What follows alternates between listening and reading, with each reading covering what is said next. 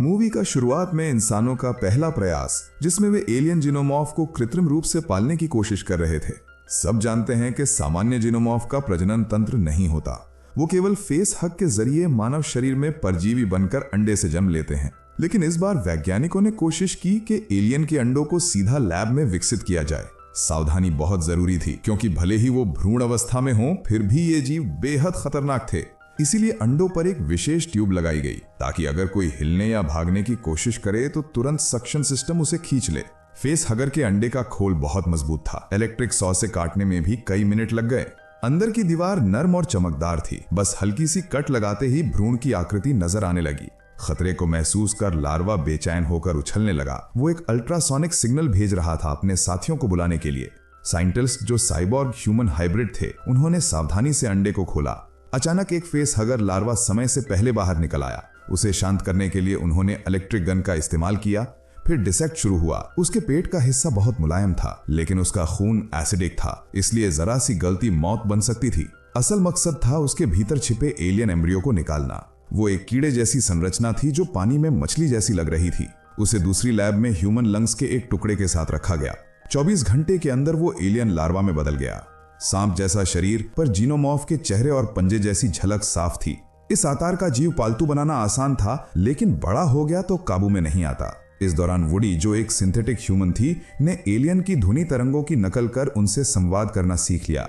धीरे धीरे उनके बीच एक अनोखा रिश्ता बन गया। कुछ घंटों में ही वो एलियन हाथ पैर उगाने लगा। उसकी आक्रामकता कई गुना बढ़ गई, लेकिन लैब में लगा स्पेशल रीइंफोर्स्ड ग्लास इतना मजबूत था कि किसी भी हालत में वो भाग नहीं सकता था। वुडी अब उससे सीधी बातचीत कर सकती थी। हालांकि वो कभी कभी गुस्सा भी दिखाता था, पर वुडी को भरोसा था कि अगर धैर्य रखा जाए तो एक दिन उससे पालतू की तरह शांत किया जा सकता है। मगर मुश्किल ये थी कि एलियन की ग्रोथ बहुत तेज थी। कुछ ही घंटों में वो अडल्ट साइज का हो गया। दूसरी तरफ लैब में और भी कई एलियन स्पीशीज थीं। एक आई क्रीचर था जो शिकार की आंखें खाकर उसकी बॉडी कंट्रोल करता था। वैज्ञानिकों ने उसे भेड़ के साथ पिंजरे में रखा। कुछ ही सेकंड में वो भेड़ की आंखें खाकर भेड़ के शरीर को खुद कंट्रोल करने लगा। अब वो भेड़ नहीं, एक जीवित लाश थी जो एलियन दिमाग से चल रही थी। खुराक के लिए लेनी, जो कि साइबॉर्ग था, सभी जीवों को खाना खिलाता था। आई क्रीचर को बस घास से पेट भरना था, क्योंकि उसका होस्ट यानी भेड़ वही खाती थी। लेकिन जीनोमॉर्फ को खिलाना सबसे खतरनाक काम था, इसीलिए इसे हमेशा आखिर में खिलाया जाता।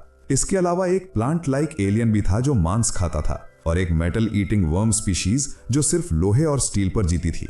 जब लेनी उसे खिलाने गया तो फीडिंग चेंबर का दरवाजा फंस गया। ज्यादा जोर लगाने पर वो पूरी तरह खुल गया और मेटल वर्म्स बाहर आने लगे।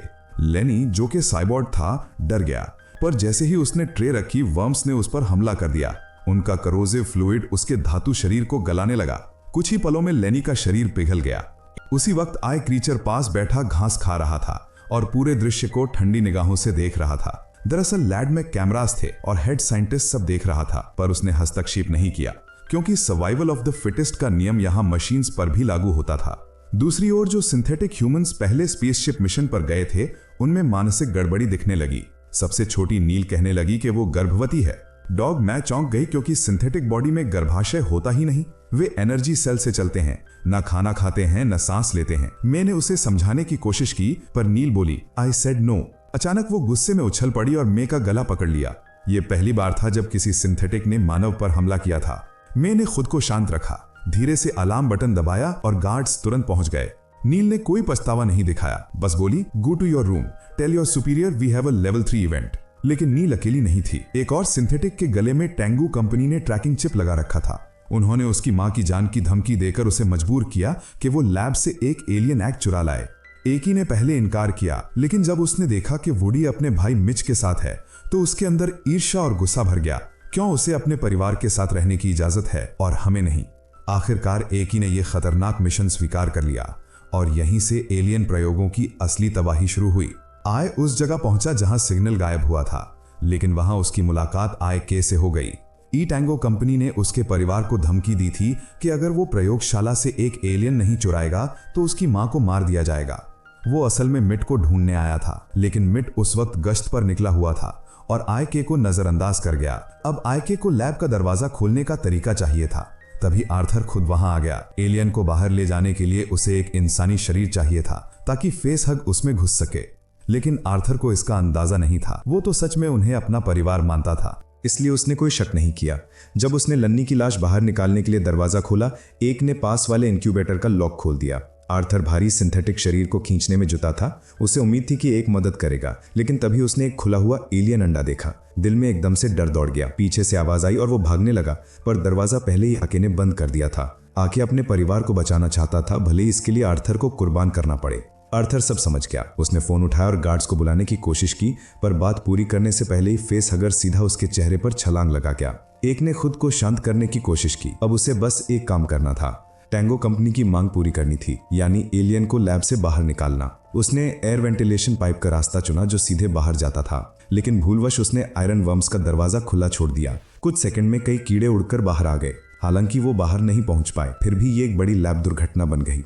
शायद ये सब जानबूझकर हुआ था या फिर एक की अपनी योजना थी। शुटोंग कंपनी के मालिक को अब तक कुछ पता नहीं था। कुछ ही देर बाद एक ने आर्थर की लाश और एलियन को अपने कमरे में छुपा लिया। उसे एलियन के जीव विज्ञान की समझ नहीं थी। वो भोलेपन में सोच रहा था कि होस्ट जिंदा रहेगा। उसने फेस हगर के मुंह के हिस्से को खोलकर उसमें खाना डालने की कोशिश की, लेकिन एलियन को वो पोषक द्रव बिल्कुल पसंद नहीं आया। जैसे ही उसने पूंछ से लिपटकर दबाव डाला, सारा लिक्विड बाहर निकल गया। अपनी चालाकी से गार्ड्स को चकमा देकर लिफ्ट तक पहुंच गए, लेकिन तभी कर्श लैब का इंचार्ज सामने आ गया। 2 बच्चों को एलियन के साथ देखकर वो कुछ नहीं बोला। एक हैरान रह गया। उसे लगा कर्श शायद टैंगो कंपनी का आदमी है, पर असल में वो पहले से सब जानता था। दोनों बच्चे एलियन लेकर समंदर की तरफ बढ़े, जबकि शुटोंग कंपनी ने एक लेवल अलर्ट जारी कर दिया था। गार्ड्स पास आ रहे थे तो दोनों बच्चे घास में छिप गए, लेकिन जब उन्होंने फिर देखा आर्थर की लाश गायब थी, वो डर गए। शायद कोई और जीव उसे घसीट कर ले गया था। इतने में घास हिली और एलियन का फेस हगर मरा हुआ निकला, क्योंकि उसका काम पूरा हो चुका था।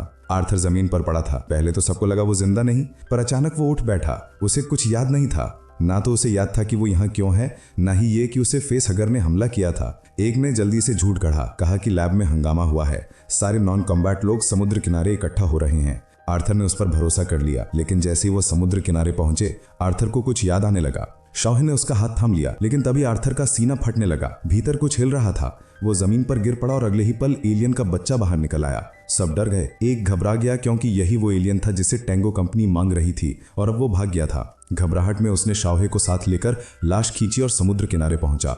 उसी वक्त टैंगो कंपनी का स्पेशल स्क्वाड द्वीप पर आ चुका था, क्योंकि शूंटोन ने समझौते से इनकार कर दिया था। उन्होंने अब छापा मारने का फैसला किया। एक सिर्फ लाश लेकर पहुंचा, जिससे मोरो निराश हो गया। असल में मोरो की योजना ही ये थी कि एक हंगामा करे ताकि टीम अंदर घुस सके। बच्चों के नकली आईडी से वो लोग लैब के अंदर तक पहुंच गए, पर जैसे ही अंदर आए, गार्ड्स ने उन्हें घेर लिया। कर्श बाहर निकला। सब उसकी चाल थी। एक निकाले गए कर्मचारी का नाम लेकर उसने टैंगो कंपनी को फंसा लिया। साथ ही एक एलियन बच्चा भी हासिल कर लिया। कंपनी के लिए ये दोहरी जीत। लेकिन किसी ने नहीं सोचा था कि इन दोनों कंपनियों की ये चालबाजी पूरी धरती पर तबाही लाने वाली है। कहानी का समय 2120 साल में सेट है, यानी एलियन रोमुलस की घटना से 2 साल पहले। एलियन नमूने सबसे पहले टैंगो कंपनी की एक डीप स्पेस जहाज से लाए गए थे। उनका मिशन 65 साल लंबा था, जिसका मतलब है वो 2005 में रवाना हुए थे, जो प्रोमेथियस के भी 40 साल पहले था। अब धरती पर कोई देश नहीं बचे। सारी दुनिया 5 कंपनियों में बंट चुकी है। ये द्वीप शेंटोंग कंपनी के एक क्षेत्र में है, जो सिंथेटिक ह्यूमंस कॉन्शियसनेस ट्रांसफर वाले बनाती है, मगर तकनीक अधूरी है, इसलिए सिर्फ बच्चों की चेतना ट्रांसफर की जा सकती है। दूसरी ओर Tango company cyber enhanced humans बनाती है, जैसे कि जहाज का कप्तान मोरो, जो मशीन की तरह सोचता है, भावनाहीन, निर्दयी। आने वाले समय में संभव है कि बायोकेमिकल होम्स और सिंथेटिक बींग्स के बीच एक बड़ी जंग छिड़ जाए, और अगर एलियन धरती पर फैल गए तो ये बस फॉरेन स्पीशीज नहीं रहेंगे, बल्कि